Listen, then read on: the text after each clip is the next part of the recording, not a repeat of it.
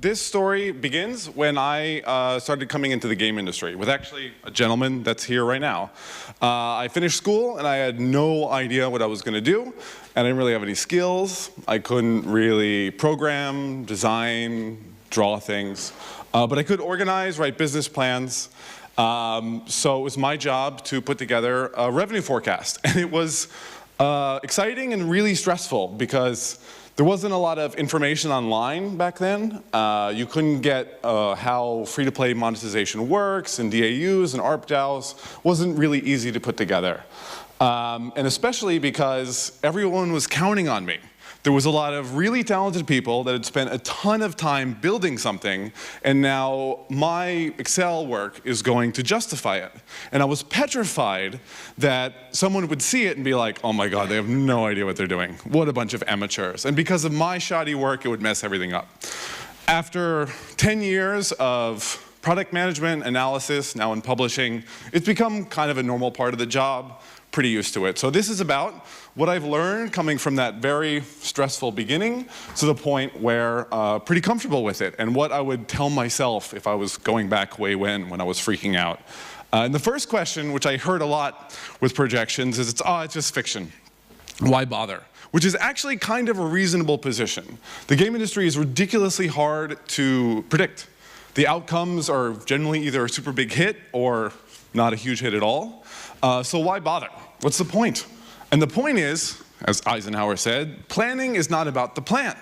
It's about the process. It's about taking apart the machine that you're going to build and quantifying the uncertainty of each little piece. And that's really the trick. And I think if there's anything that leads to success in this industry, it's being comfortable quantifying and making decisions based on very limited information. And if you can pull apart and work with that, you're in a much better position to make all the little and big decisions that involve our industry. But that's all kind of high level. Getting back to the thing itself. Why does it matter to you? If you're a small developer, why should you be doing this? Well, the first thing is that the game is a bunch of different pieces. In some, you're quite confident in. Like, say you're very sure that your team can deliver a soft launch build in 6 months. No problem. But what you're not sure about is whether it's going to take 3 months, 6 months, 9 months to become profitable for UA. This is great. This is not a bad thing. Embrace it. Jump head in and don't hide this fact.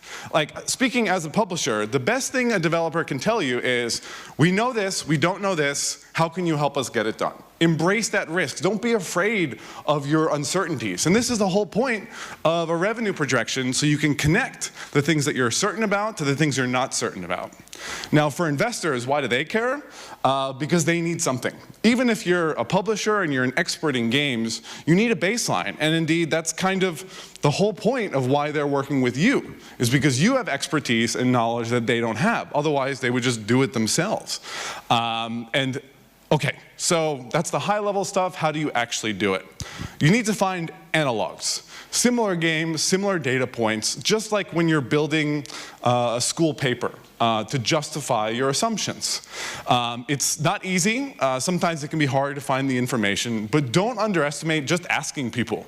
And when it comes to the actual output, keep it simple. Even now, when I build revenue projections, there's only a small handful of inputs. Right?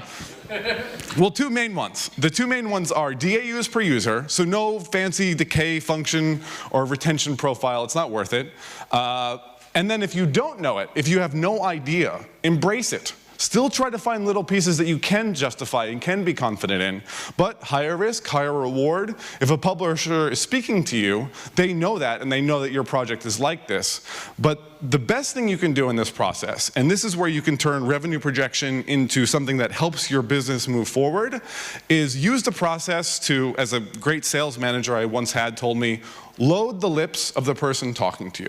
If someone at a publisher or an investor is speaking to you often, they want to sign the deal.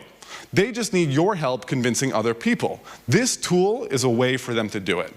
And embrace the fact that it's a sales document.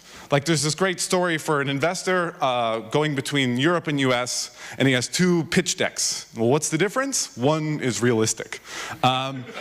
This is life. Embrace it. This is a fact. It's a sales document, even though it's supposed to be all objective. And be prepared to put things in context. People will generally take these way too seriously or not seriously enough. And in both cases, be prepared to use it like that.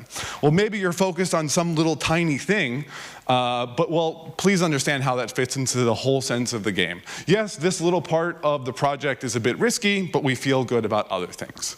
And when it comes to actually gathering the data together, just gather as many sources as you can. Why do we think the DAU will be this high? Why do we think the retention will be this high? Do your homework so that you can help whoever you're talking to sell it internally so that they can close them. But at the same time, it is a negotiation. And I think the most important thing is to find out their expectations. It's happened to me where we were arguing about a projection, and thankfully we found out what they were actually expecting because we were way too high. And you only really want to be just high enough to get signed. But what happens if someone does question you? Someone gets even a little aggressive and it's like, well, what about this, what about that? Embrace it, nerd out on them. Say, yeah, you're right. So here's what I did. I took this, I tried to piece this together. Just tell them what you did. Embrace the fact and go deep into it. Almost every time they'll just be like, oh yeah, fine, that sounds good. But the last bit of advice is don't overwork it. This is the main advice I needed a long time ago. Just get it done, answer the questions that need to be answered, don't add a ton of inputs and a ton of complexity. Just keep it simple, deliver what your contact wants, and then move on. It's very easy to overinvest in this. Thank you.